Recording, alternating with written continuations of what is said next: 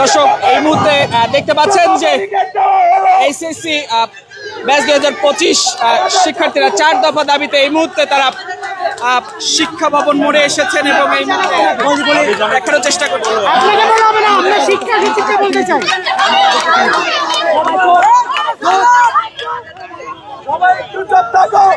আমরা অলরেডি শিক্ষা বোর্ডকে জানাইছি, হ্যাঁ, যে 14 তারিখ আমরা তাদের একটা নোটিশ দিয়েছিলাম। তো তারা আমাদের বলছিল 16 তারিখ রাখতে পারতে তারা জানাই দেবে, কিন্তু তারা আমাদেরকে কোনো কিছু জানাই দেয়নি। এই জন্য আমরা আজকে এখানে অবস্থান নিয়েছিলাম শিক্ষা বোর্ডের সামনে 17 তারিখ সকালে।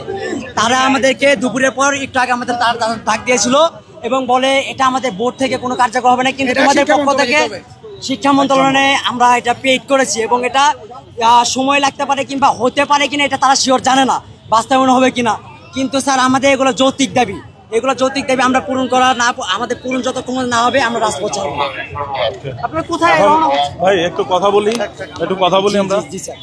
তোমরা কি আমি আরো কথা বলি না ভাই, তোমরা এখন কি জানাইতে চাও, কি দাবি নিয়ে আসছো? সেটা 4 দফা দাবি নিয়ে আসছি। 1 নম্বর স্যার আমাদের হচ্ছে সাপ্লিমেন্টারি পরীক্ষা নিতে হবে, 1 মাস বা 2 মাসের ভিতরে পরীক্ষা নিতে হবে এবং আমাদেরকে এমসিকিউ এবং সিকিউ মিলে পাস করে দিতে হবে।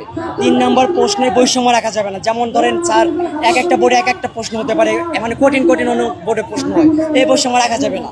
তারপর 4 নম্বর স্যার হচ্ছে আমরা যারা হচ্ছে 1 বিষয় বা 2 বিষয়ে তারা ফেল করছে, মানে তাদেরকে আপনার কলেজে অ্যাডমিশন দিতে হবে বা সাপ্লিমেন্টারি পরীক্ষা যে দিব এটার মাধ্যমে আমাদেরকে অ্যাডমিশন দেওয়ার ব্যবস্থা করতে হবে।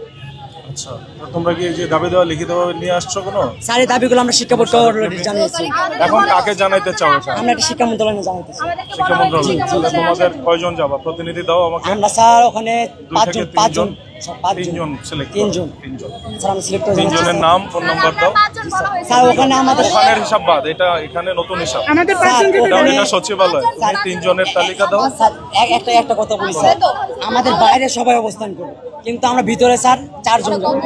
বাইরে বলতে তোমরা এখানেই থাকবা? স্যার না স্যার, আমাদের ভিতরে কোনো সুরক্ষা আছে কিনা আমরা এটা জানি না, কারণ গতবার আমরা দেখেছি শেখ হাসিনা আমাদের স্টুডেন্টকে নিয়ে গিয়ে কতটা অত্যাচার করেছে আপনারা কিন্তু সবাই অবগত জানেন। এই জন্য আমরা কোনো কি সুরক্ষা পাবো? সেই সুরক্ষা আমাদের কে দিবে? শোনো, এখন তোমরা কি তোমাদের প্রতিনিধি নিয়ে যেতে চাও কিনা সেটা বলো। আপনারা কয়জন? আপনারা বলছেন স্যার 3 জন বলো। স্যার আমরা একজন বেশি চাই। আচ্ছা, 4 জনের নাম ফোন নাম্বার দাও। স্যার 4 নম্বরের নাম আমরা ডিসিশন করে 10 মিনিটের ভিতরে জানাবো। 10 মিনিট তো অনেক সময়, তোমরা আসছো, তোমরা জানো না কে যাবা? তোমাদের নেতা তো আগে থেকেই ঠিক করা থাকতে হবে। জি স্যার, স্যার আমি এগুলো সব প্রতিনিধি করার চেষ্টা করতেছি। করো, 4 জনের নাম দাও, 2 মিনিট সময়। আমরা আপনাদের গণমাধ্যমকে জানাই দিচ্ছি, ওনারাই জানাবে।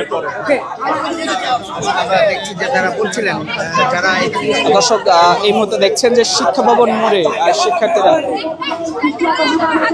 এত সহজ না, আমাদের স্টুডেন্ট থেকে একটা হাতে হয় আমরা কিন্তু রাজপথ ছাড়বো না, আমরা হাত ঘুরিয়ে ফেলে দিব।